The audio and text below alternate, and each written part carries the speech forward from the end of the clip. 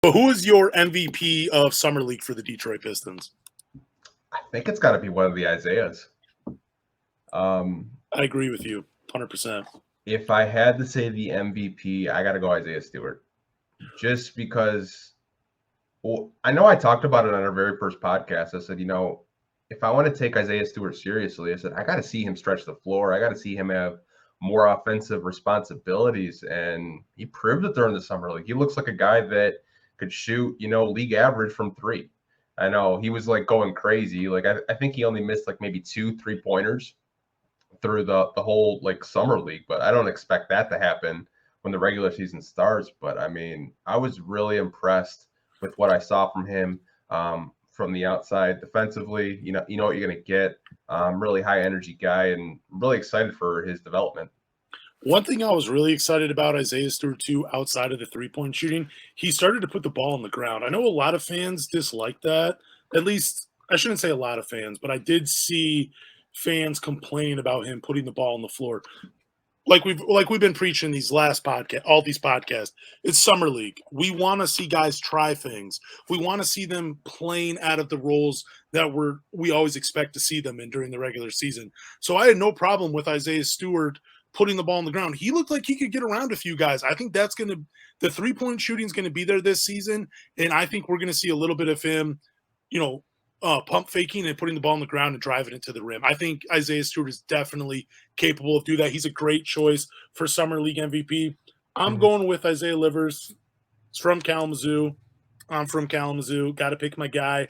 But Isaiah Livers really, he showed a lot. Like, I think Summer League, he looked more like Isaiah Livers at the University of Michigan than he did coming back from injury. Like last year when he came back from the injury, he looked more of like a 3-and-D guy, like just going to spot up, shoot, play defense, and I'm going to talk. He was bringing the ball up a little bit. He looked really active on the boards. He was setting up the offense. Not a lot, just some things I noticed. He was setting up the offense. He looked more like the complete player he was in college that was pushing him into the late first round category than just a 3-and-D guy. So I'm going to have to go Isaiah Livers as my MVP. Yeah, I'm not mad at that. I mean, this sounds like a little bit of bias because he's from Kalamazoo. But It's definitely biased. I'm not mad at that. I think Isaiah Livers kind of showed you like what he was at the University of Michigan. What I was really impressed with him is his post game. I didn't know he had that. Like that post game is nice, man. Like he had a couple, fadeaways. I was like, oh, okay, I see you. Watching him in college was so much fun because it was in the Bad Boy Mowers Bahamas tournament or whatever it's called, and they were playing North Carolina. And this is when, I was already a fan of Isaiah Livers way before this happened, but he checked Cole Anthony, who was the 17th pick or whatever that year, checked him 90 feet. Pressed him 90 feet and then came down and played point guard for Michigan and was running the pick and roll with, I think, John Teskey or whatever. And it was just so cool to see him check Cole Anthony for 90 feet and then come down and play point guard on the offensive end. Like he's a Swiss Army knife. He can do whatever you ask of him on a basketball floor. Isaiah Livers, I'm really buying into the notion he might be a starter this season too for the Detroit Pistons. I'm really buying into that now just by watching him in summer league. Like his game looks so much more complete than it did in the 19 games last year.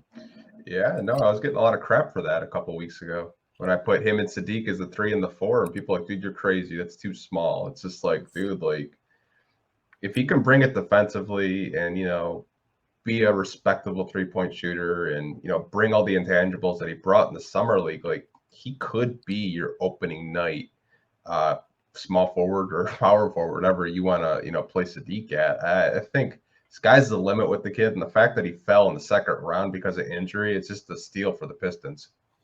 Yeah, it's funny that people complain to you about that, but DeMar DeRozan was a power forward. He technically played the 4 for the Bulls this past year. I think for 89% of his minutes, they were played at the power forward. Grant Williams played the 4 for the Boston Celtics. It's not unheard of for an undersized guy to play the 4 spot in today's NBA.